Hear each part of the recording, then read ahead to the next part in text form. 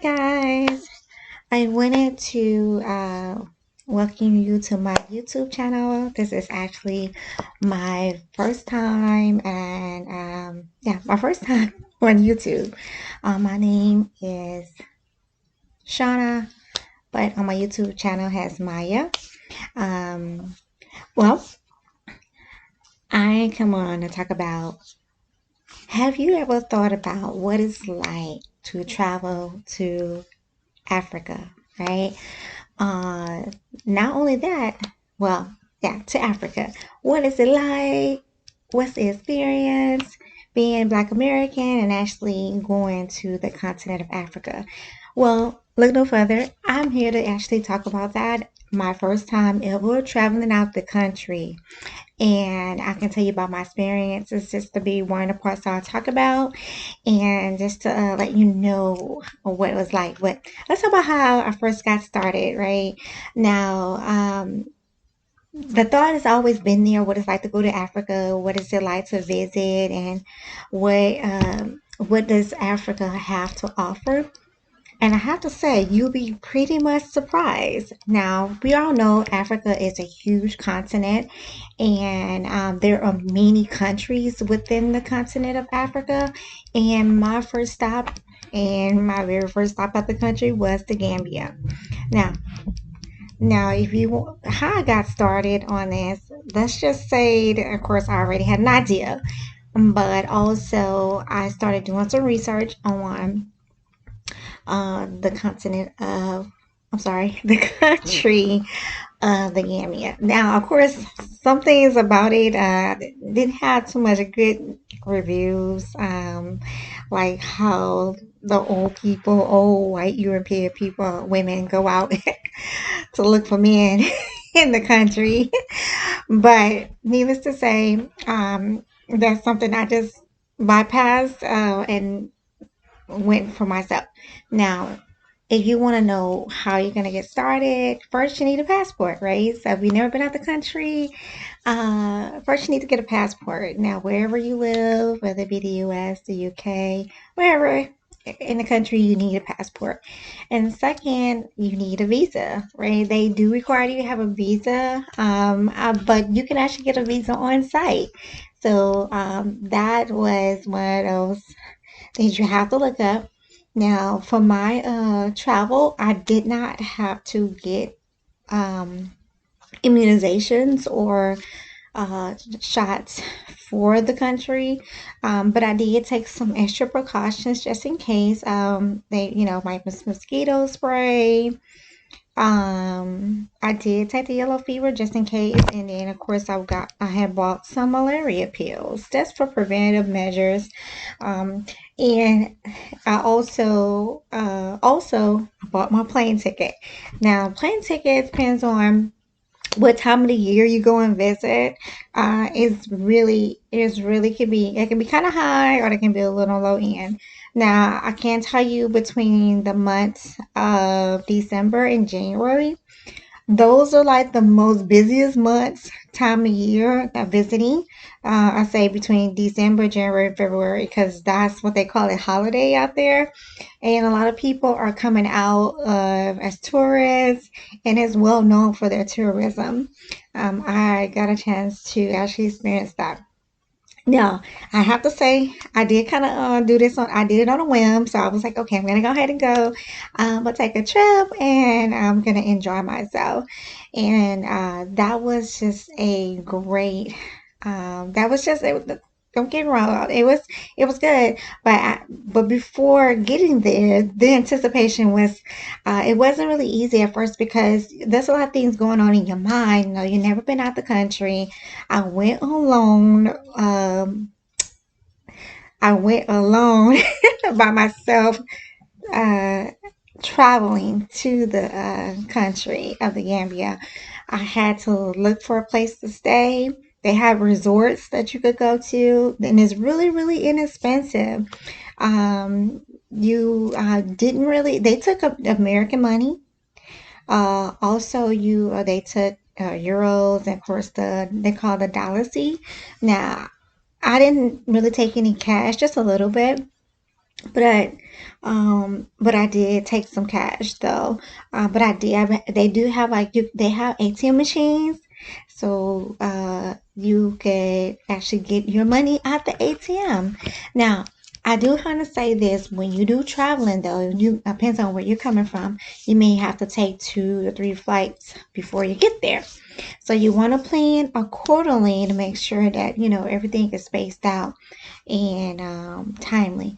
Now, everything was very comfortable. I live in the big city of Houston, which is like, I believe, almost maybe the fourth or third largest city in the US now, since it's growing really, really big, but it has a major international airport here. I took about 3 flights there. So I just traveled from one city to Chicago, then to Brussels, which is in Belgium, and then on to Africa, which is the Gambia. Now, I did make some arrangements for a ride for someone to be waiting for me when I got there. I had got somewhere that was really inexpensive. Now, upon arrival, when you actually go to the Gambia, you have to pay what is called a border fee. A border fee is when you come to enter into the country, you have to pay $1,000 fees, which is 20 US dollars, and it's really interesting. So at that time, I didn't have any dollar fees, right? I didn't have any dollar fees. I just had cash US dollars. So, but I didn't have to worry. They took my money, and I did. Of course, I paid for my visa on arrival.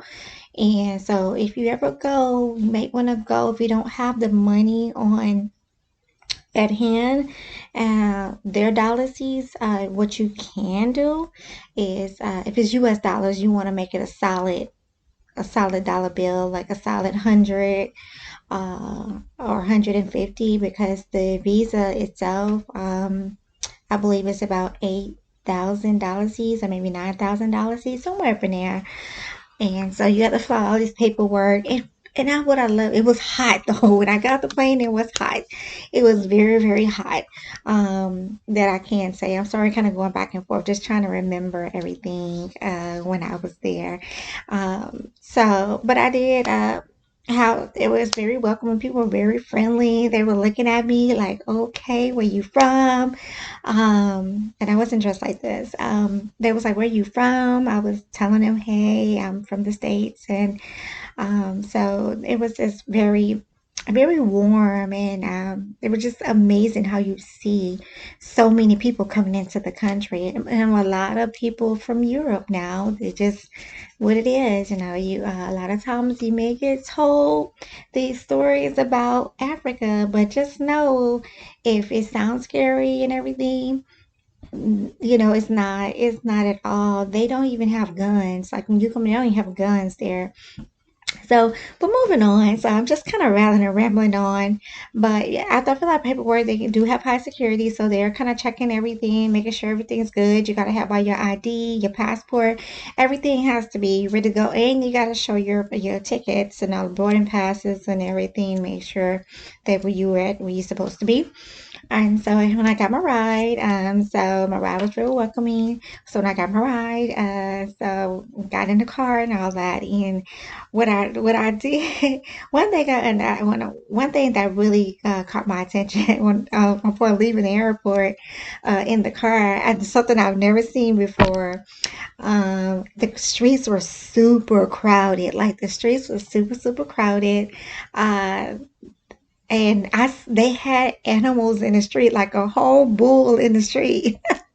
A whole bull. I never seen that before. And it was just amazing. And the people were like, had the things on their heads. I didn't know what that was. But they had the things on their heads, things I was just in awe. And And I was like, oh my gosh, and it was hot, but they were just moving on about. There was no direction on when it came to driving. Driving was just interesting because people were just moving about the traffic in so many different directions. People were walking in the street. They were riding on their motorbikes. You had cabs everywhere. And then on the long side of the roads, you could find people selling fish and oranges and vegetables and clothing, merchandise. It just goes on for miles and miles and miles and miles. And so that right there, that was just my day one. And that's just me just getting acquainted, just going through. And so the person that was accompanying me was just showing me around and taking me to meet different people. They had little shops. I got a chance to meet some of the locals there. And then finally, of course, I would get to my destination, which I was very, very tired. The flight itself, I think, just to get there, it took me approximately about 21 hours. So that's a full day. It's not quite 24 hours, but it was a full day. But arriving was very interesting. It was fun, and I was just like, I was at awe because I couldn't believe my eyes. I couldn't believe the way they were driving because I thought we was gonna have a wreck. But no, we didn't even have a wreck, anything like that. It's just driving through. I did take pictures and everything. Maybe I'll get a chance to upload them at some point. And so, but the experience itself, just on my day one, uh, was really great. So I got a chance to actually my first night. Yeah, so I got a chance that first night. Of course, come off plane. I'm tired. Got to get myself acquainted, getting everything. And so I wanted to actually get something to eat, right? Because I was so hungry, and so I was telling my chaperone hey, look, I need you to take me to get me some food because I didn't have any because where I was staying at, it was not a resort, and I was just going off the whim, saving some money. And so I went across it, and right across the way they had like a shop that sold fish, and they had chicken, the same thing I would see in the mall in America when they have like we call it a food court. They had a food court, a mall like food court area there. And so he took me there, went there, and it was really, really nice. And I enjoyed my food. And so that was the first night I was there, and I'm just gonna have to say, Gambia was it was really warm and everything. Okay, so that's my first night. Now we'll just talk about day two, and then I have to come back probably another day and follow back up on the rest of my time in the Gambia. But on day two, I got up really, really early because I had my day pre-planned already, visiting other people, but getting up early. So the whole plan was to get up super early so I could go to the beach. Actually, I wanted to see the sunrise, and so although I was really tired, I hadn't jet lagged just yet. So I got up early, super super early, and of course I had my ride. Like, okay, the beach was not too far, so I I ended up, did I walk? I don't even remember, but I was up early, got myself together, and walked across to the beach area. Okay, so yeah, walked across to the beach area, wasn't too far from where I lived at, and just to see the sunrise. Nobody really bothered me or anything like that. I was pretty much covered anyway, but I had eaten a coconut. Well, drink out of a coconut, not eaten coconut, and the sun was rising. It was really, really beautiful. That was just a sight to see. I mean, it was so, so, so nice. That was just a sight to see. It was really, really surreal for me because it was nothing like I was used to in the United States. People were really, it was like warm. I like I could do that almost every day. I could live there almost every day. Just get up early and just walk on the beach. And I had breakfast. I had a little area. It was like a little, I would call it a club or a lounge or whatnot. I can't remember the name of it, but hopefully if I ever get the name of it, I'll be able to get it. But the name of the town I believe I was in is called Coley, and that's Koli, yeah,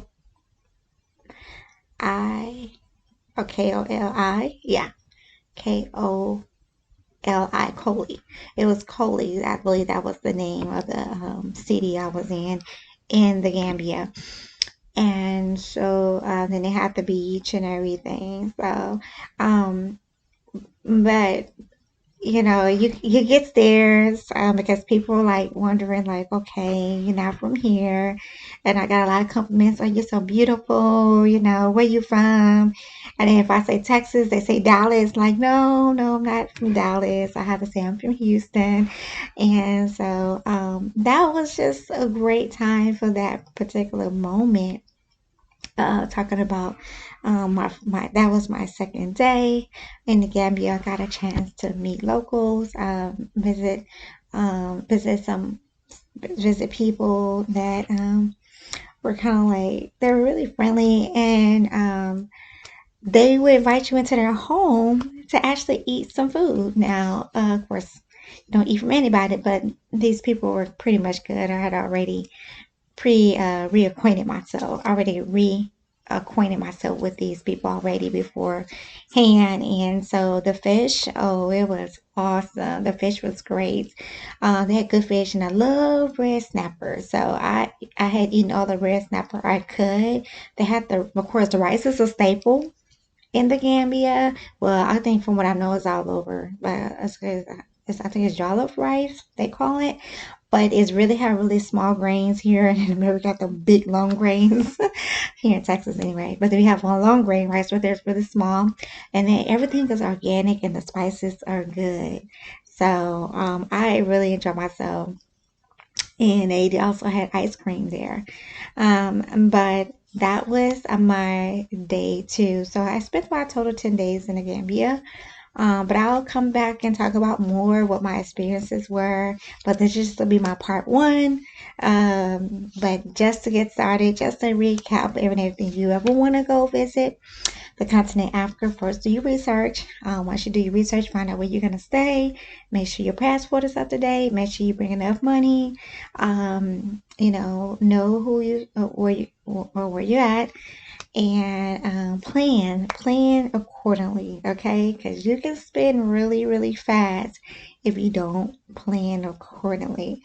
So that's part of my experience in the Gambia, and I enjoyed it.